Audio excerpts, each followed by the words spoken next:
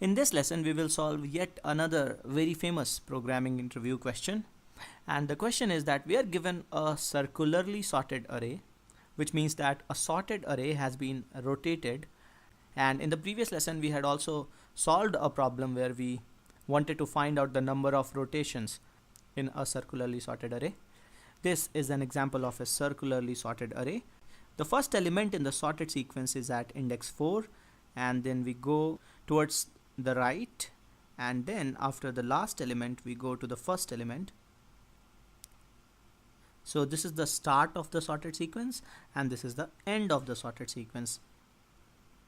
Each element in the sorted sequence has been shifted 4 positions ahead. The array is rotated 4 times in anti-clockwise direction or towards the right. Now, given such an array, we have to find out whether a number x exists in this array or not. So how do we solve this problem? The simplest approach would be to perform a linear search where we scan the whole array to look for x. But in this approach, we will not make use of the property of the array that it is circularly sorted. And the time complexity for this approach would be big O of n, where n is the number of elements in the array. So what else can we do? Whenever we have a sorted data and we have to search for something, we should always think about binary search as one of the possible approaches. Binary search, as we know, executes in big O of log n. At most, we make log n comparisons to find out our element in the array. And big O of log n is the best time complexity to have for a solution. So let's see if we can apply binary search in some form to solve this problem. Let us pick up this circularly sorted array, the example that we have in the left. And now we will use a variation of binary search to find out an element x in the array. Like we do in the normal binary search, we will first define 2 indices, low and high, initially to the first and the last element in the array respectively. And then we find out the mid element as low plus high upon 2, the mid index. So far the logic is the same. Now the first case would be that the element at mid index, a mid, is equal to x. As we do in a normal binary search, we will compare the middle element with the number that we are looking for, x. And if this is equal to x, our search is over. We will return mid, telling that x exists at index mid. If a mid is not equal to x, then if the array was a normal sorted array, then we would have either gone to the left half or the right half, depending upon whether x is greater than or less than the middle element. But we cannot apply this straightforward logic to discard one of the halves in this case. But there is a property that we can exploit and discard half of the elements. If you see, then the elements in the array are always increasing except only at this particular point, which is the junction point or the pivot point, where we have the first element or the minimum element in the sorted sequence. Now if we pick any segment or any sub array, then if it does not contain this pivot point, if it does not contain these 2 elements which form the boundary, the breakpoint, then all the elements in this segment will be sorted. And if the segment contains these 2 elements that form the breaking point, then the segment will not be sorted. Now the mid element divides the segment into 2 halves, and this breakpoint or the pivot point will lie only in one of these halves. So at least one of these halves will always be sorted. We will make use of this property and we will discard half of the array at half of the search space at each iteration of the binary search. So our case 2 will be if a mid is less than or equal to a high. Basically we are looking at this particular part of the array. We include the mid element and look for the segment extending till the highest element.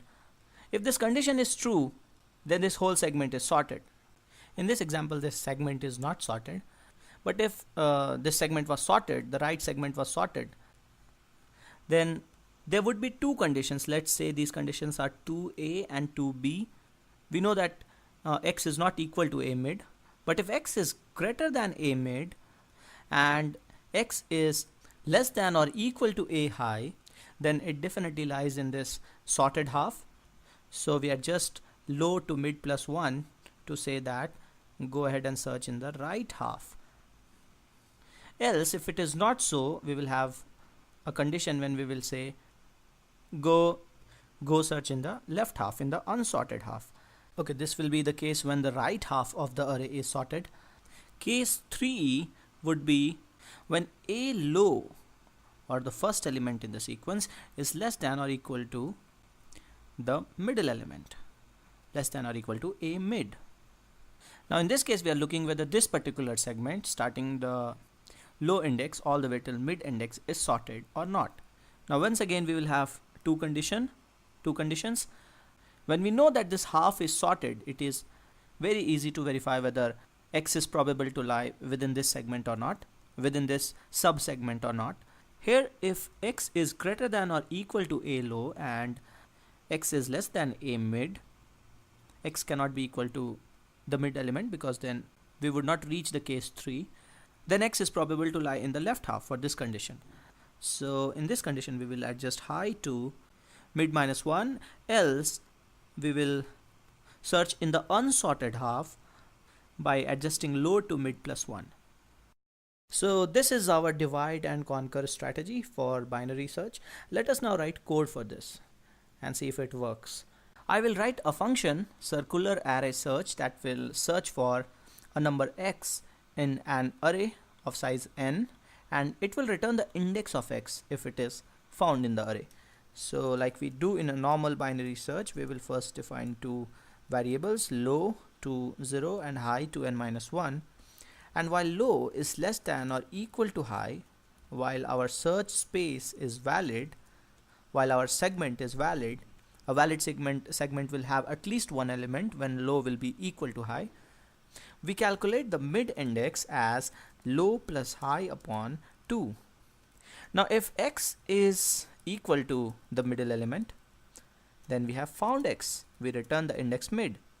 Else, we need to decide whether to go in the left half or the right half, whether to go searching towards the higher indices or the lower indices, and we do so by first finding out which part of the array is, which part of the search space is sorted.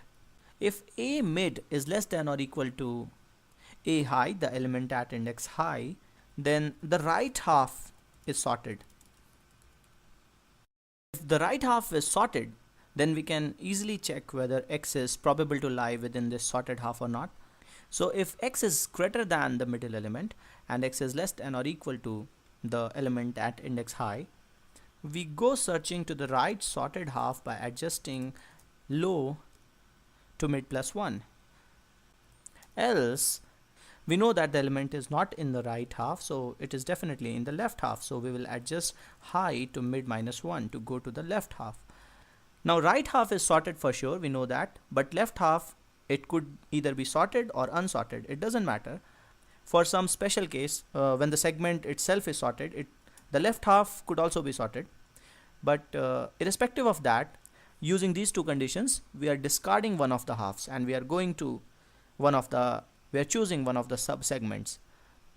Okay, so now if the right half is not sorted, then the left half definitely will be sorted. So either we write this condition a mid greater than or equal to a low, or maybe I should write a low less than or equal to a mid as we had written previously. So this is case 3. Even if we do not write this condition and simply write an else, we are fine because this will be true anyway at this point. So now the left half is sorted, so we can see whether our x is probable to lie in left half. Now if x is between a low and a mid, less than or equal to, greater than or equal to a low and less than a mid, then it's probable to lie in this half, so we will adjust high to mid minus 1. Else, if x is not probable to lie in the left half, then we go searching towards the right by adjusting low to mid plus 1. And finally, if we come out of this while loop without finding x, Without returning anything, we return -1 to say that we could not find x in the array. Let us now write the main method. We will first initialize an array A, and this is the same array. The elements are the same as we have used in our examples throughout. Now let's ask the user to input a number x from the console, and now we call the method to search for x. The size of the array is 8, so we pass 8 as the second argument. Now if this method returns -1, we will say that we could not find the element in the array, the number in the array, and if it is not -1, we print the index. So this is our C program, and now let us run this and see what happens. Let's search for the number 8 in the array, and this seems to be correct. The element 8 is at index 6. Let's run this again and search for number 12 in the array, and this also is correct, and this seems to be working for other cases as well. And let's modify this array. Let's say we want to pick up an array in which the elements are already sorted. Let's pick up 8 elements again. Let's search for element 4 in this array. Okay, this is also fine. So we seem to be good for all test cases. Well, actually no, we are not good for all test cases. If we have an array with duplicates like this array is still circularly sorted. This is the first element in the sorted sequence, 0. But if we have duplicates in the circularly sorted array, it will not be possible to decide whether left half is sorted or right half is sorted using the conditions above that we have used, using this condition. So the array has to be strictly increasing in a circular manner, and all the elements need to be distinct. If we run this, let's say we want to search for number 0, then this says 0 not found in the array, which is not correct. If there are duplicates, we cannot do any better than big O of n. We will have to perform linear search. Only if the elements are distinct, we can perform binary search. Okay, so this was searching an element in a circularly sorted array with no duplicates using binary search. Thanks for watching.